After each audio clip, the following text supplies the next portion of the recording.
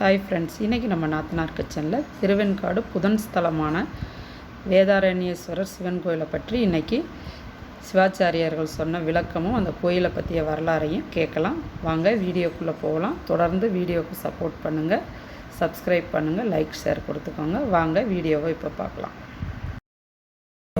அமைதியாக கேளுங்க. இந்த கோயிலில் 3 குளம்: அக்னி தீர்த்தம், சூரிய தீர்த்தம், சந்திர தீர்த்தம். 3 சுவாமி: ஸ்வேதாதீஸ்வரர், நடராஜா, அகோரமூர்த்தி. 3 அம்பாள்: காளி, துர்கை, பிரம்ம வித்யா அம்பாள். 3 ஸ்தல விருட்சம்: ஆலமரம், கொன்றை மரம், வில்வ மரம். இது நவகிரகத்தில் புதனுக்குரிய கோவில். நீங்க காசியில் போய் கங்கையில ஸ்நானம் பண்ணா என்ன புண்ணியம் உண்டோ அந்த புண்ணியம் தமிழகத்தில் 6 இடத்துல உண்டு. திருவெண்காடு, திருவையாறு, மயிலாடுதுறை, ஸ்ரீவாஞ்சியம், திருவிடைமருதூர், சாயாவனம். அதுல இது முதன்மையான கோவில். வீட்டில் பெரியவங்க இறந்து விட்டா திதியெல்லாம் கொடுக்கணும். ரொம்ப பேர் கொடுக்க மாட்டேங்கிறாங்க. நீ ஜோசியம் சொல்றது எல்லாம் ஆயிட்டுது. இந்த திதி, சிரார்த்தம், தவசம், தர்ப்பணம் இதெல்லாம் நீங்க புரிஞ்சுக்கிற மாதிரி நான் சொல்லணும்னு சொன்னா, வருடத்துல ஒரு நாள் உங்க அப்பா அம்மா கூட்டு சோறு போடுறேன், அவ்வளவுதான். அதை நீ கல்யாணம் பண்ணிருக்க திதி கொடுக்காதுன்னு வரலாம், நிச்சயம் பண்ணிருக்க திதி கொடுக்காதுன்னு வரலாம்.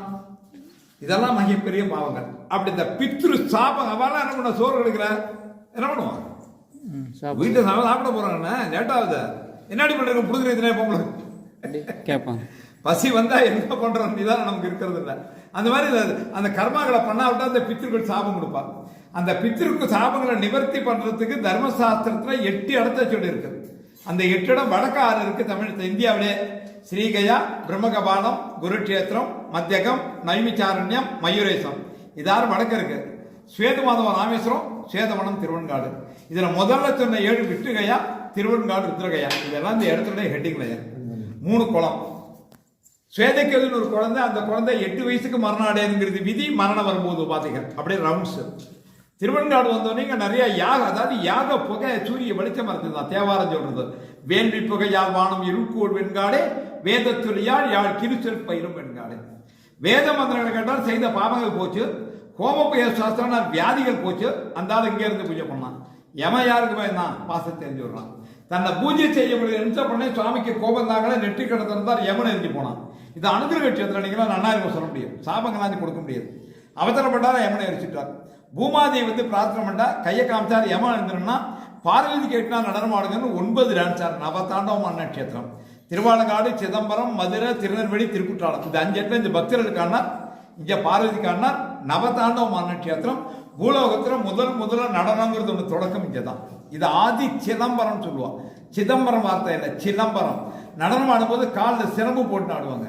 அந்த சிலம்புலேருந்து வரக்கூடிய சப்தத்துக்கு தூய தமிழ் அரவம்ங்கிறது. சிலம்பு, அரவம், சிலம்பரம். அது சிதம்பரம் ஆயிடுது. அப்படி ஆடும்போது அவருடைய 3 கண்கள்லேருந்து 3 பொறிகள் கிளப்பி 3 இடத்துல விழுந்து 3 குளமாச்சு. இந்த 3 குளத்தில் ஸ்நானம் பண்ணா என்ன கிடைக்கும்? 3 ஜென்மால செய்த பாவங்கள் போகும். இந்த பாவம் போச்சுங்கிறது நம்மளால தெரிஞ்சுக்கவோ உணரவோ முடியாத ஒரு விஷயம். யார் ஒருத்தருக்கு ஆண் வாரிசுகள் இருக்காதுன்னா, இதுக்கு முற்பட்ட 3 ஜென்மால செய்த பாவத்தினுடைய கடைசி தண்டனை இந்த ஜென்மால வாழ்க்கை ஆண் வாரிசுகள் இருக்காதான். பொதுவாக பொண்ணு பிறந்துட்டா பாவம் வரும். 2வது பொண்ணு பிறந்தா என்ன பாவம்ல பொண்ணா வைக்கிறாங்க. நம்ம வீட்டுக்குள்ள 24 வயசுல எவனா பாவம் பொண்ணு வச்சுக்கலாம், லோலோ நாயாளரும் பொண்ணு கிடைக்க மாட்டேங்கிறது. இந்த வாடலாங்கிற வார்த்தை அர்த்தம் இல்லாத வார்த்தை. ஒரு பெண் ஒரு குடும்பத்தை வாழ வைக்க பிறந்தவர். கல்யாணம் ஆகி 3 மாதம் 4 மாதம் கர்ப்பம் ஆகலைன்னா மண்டை வெடிச்சு போறது. நாங்க கவலைப்படுறது இல்லை, மண்டை வெடிச்சு போறது. பிரசவம் 3 மாதம் வயிற்றுக்குள்ள வாயில் எடுத்து கொமட்டி நடத்துறதுக்கு முடியல. 10 மாதம் சுமந்து 10 நிமிஷம் தலைவலி ஆண்களால் ஒத்துக்க முடியல. ஒரு குழந்தைய பெற்று எடுக்கணும்னா 15 மணி நேரமாவது ஆகுது குறைச்சலா. பிரசவ நேரத்தில் சிரமம்னா நாங்க சொல்லுவோம், புள்ள போனா போட்டு கொண்டாடி காப்பாத்தணும், எங்களுக்கு கொண்டாடி வேணும்ல சொல்லிடுவோம். ஆனா அவளை கேட்டா நான் செத்தாலும் பரவாயில்ல, எனக்கு குழந்தை வேணும்பா. அதனாலதான் பெண்களை தெய்வத்துக்குள்ள வைக்கப்பட்டது. கன்னிகா தெய்வங்கள் சொன்னா, சுமங்கலி தெய்வங்கள் சொன்னா, பெண்கள் பூஜைக்குரியவர்கள். இறைவன் திருவருள் இருந்தால், புண்ணியம் பண்ணியிருந்தால் உங்களுக்கு பொன் குழந்தைகள் உண்டு, அதுக்கு உத்தரவாதம் இல்லை. அப்படி ஆண் வாரிசு வேணுங்கக்கூடியவர்கள், குழந்தையை வேணுங்கக்கூடியவர்கள். இந்த 3 குளத்துல ஸ்நானம் பண்ணி சாமி கும்பிட்ட சத்தியமா புள்ள பிறக்கினார் திருஞான சம்பந்தர். அப்படி சொல்ல அவருக்கு என்ன யோகியதை இருக்கு? சீர்காழ பிறந்தார், அப்பாவுக்கான குழந்தைக்கு கிண்ணத்துல பால் கொடுத்தார். கிண்ணத்துல பால் எல்லாரும் கொடுக்கலாம். அந்த சுவாமி திருவெண்காடு வரும்போது திருவெண்காடே சிவலிங்கமா தெரிஞ்சுதான், மெரிக்க முடியும். அம்மானு கூப்பிட்டாராம். பிரம்ம வித்யாம்பாள் அந்த முக்கிட்டு போறா, வலது பக்கத்தில் தூக்கிக்கிறா, தன்மாரில் பால் கொடுக்குறா. விநாயக பெருமானுக்கோ முருக பெருமானுக்கோ கிடைக்காத பாக்கியம் திருவெண்காடு திருஞான சம்பந்தர் கிடைச்சதுங்கிறத விட பார்வதி தன் மாரில் பால் கொடுக்க இந்த ஆசைப்பட்ட. அம்பாளுக்கு உண்ணாமலையாளன் பேர் உண்டு. உண்ணாமலையாளன் அர்த்தம் என்ன? உண்ணாத முளை அம்பாள், உண்ணாமுலை அம்பாள். பெண்களுடைய மார்பங்கள் குழந்தையோட ஆகாரஸ்தானம். விநாயகப் பெருமானுக்கோ முருகப்பெருமானுக்கோ பார்வதி பால் கொடுத்ததா வரலாறு இல்லை. கானாபத்திய சாஸ்திரத்தில் விநாயகப் பெருமான பார்வதி தூக்கினதா இல்லை. 10 மாதம் ஒரு தாய் வீட்டில் இருந்து பிறந்த குழந்தை அம்மானு அழுத காரணத்தினால பார்வதி தன் மாலில் பால் கொடுத்தாங்கிறத விட தன் மாலில் பால் கொடுக்க இந்த ஊரில் ஆசைப்பட்டார்.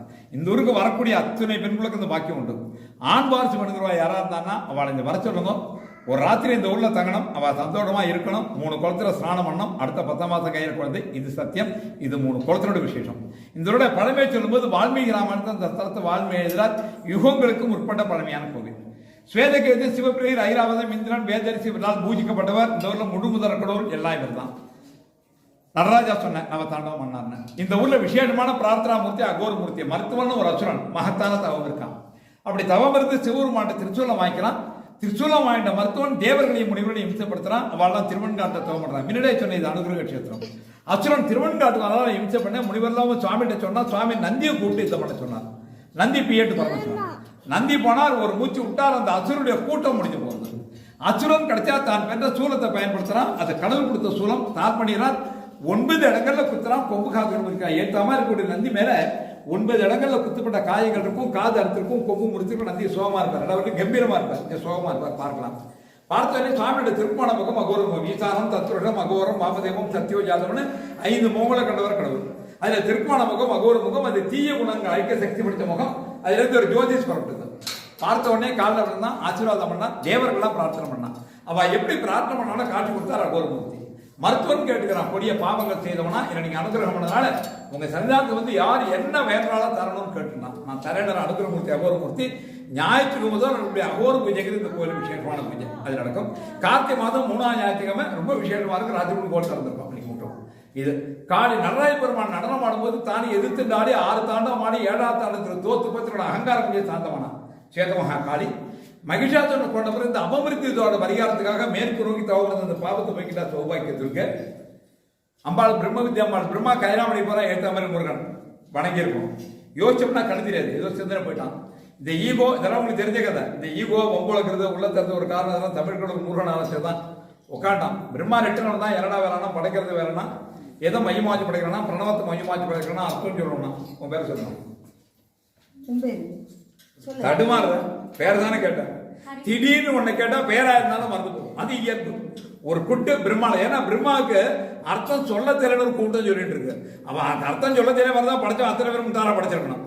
ஒரு குட்டு பிரம்மாளாக்க பிரம்மாவுக்கு மண்டக்கணி கொடுத்து முட்டாளா படைக்கிறான். அந்த மறந்து போன பிரம்ம ஞானத்தை திரும்ப பெறதுக்காக அம்பாள் பக்கத்துல பாத்தீங்கன்னா பிரம்ம ஸ்மசான சமாதின்னு ஒரு பிரம்ம சமாதின்னு இருக்கும். சமாதிங்கிறது செத்தவனை பற்றி சமாதி சுடுகாடு. சமாதிங்கிறது இது சமாதி யோகம். காத்து எழுத்தம் தம்மணி வெளியோட அப்படியே நிறுத்தி தவம் அப்படி அப்படி சமாதி யோகத்தில் தவம் இருந்து எதற்கு மேல வித்தியிலே இந்த வித்யா 4 சான்று உபதேசம் பண்ணலாம். மேதா வித்யா தட்சாமூர்த்தி பிரம்ம வித்யாம்பாள் நவகிரகத்தில் புதனக்கூடிய ஆலமரம், கொன்ற மரம், வெள்ளமரம் 3 தலவருஷம். நவகிரகத்தில் புதனக்கூடிய கோள். புதன் பிறப்பனால் பாவம் செய்யப்பட்டவும் அழிதோஷத்தை இருக்கும். அழிதோஷவர்களுக்கு குழந்தைகள் இருக்காரு. அவன் முக்களத்தில் ஸ்நானம் பண்ணி சுவாமி நோக்கி தவம் வருது. அந்த அழிதோஷத்தை நிவர்த்தி பண்ணினா கடவுள் அனுகிரகம்னா கிரகத்தில் ஒருத்தர் புதனுக்கு அப்பாயின்மெண்ட் ஆர்டர் திருவண்ணாடு. இது அனுகிரக கஷேத்திரம். இந்தியா தோமனால ஏற்றமும் பேரறிவும் நல்ல ஆட்கள் தருடைய கிரகங்கள் அந்தஸ்து யோகத்தையும் சாமி வந்திருக்காங்க அப்படிங்கிற அனுகிரகம் புதனை கிடைச்சது. இதெல்லாம் இந்த இடத்தினுடைய விசேஷங்கள். அதுவும் கூட்ட வந்துடலாம். சாவி எடுத்துக்கணும். ஒரு